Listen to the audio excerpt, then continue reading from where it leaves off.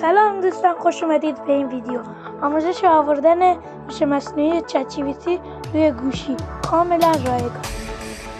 اول برای این کار باید وارد برنامه مایکت یا گوگل پلی بشید که من از مایکت میام. شروع میکنید. اینجا هست، شما میتونید نصبش کنید و وقتی که نصبش کردید یه ایمیل ازتون میخواد. به ایمیلتون میتونید نصب میتونید بزنید، ولی من ایمیلمو نصب. شما میتونید به صورت کاملا رایگان و بدون فیلتر باهاش حرف بزنید. مثلا بهش میگم سلام. درآمد واقعی یوتیوب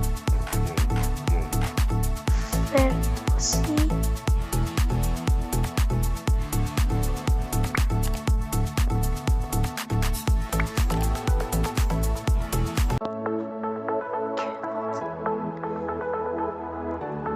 اینطوری همش رو بهتون توضیح میدم. کاملا هم رایگان.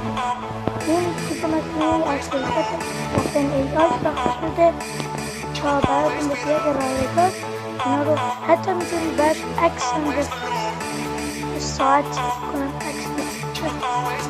خب اگر از این ویدیو خوشتون اومده حتما لایک و سابسکرایب کنید، زنگوله رو حتما بزنید و از ویدیو بعدی خبردار بشید.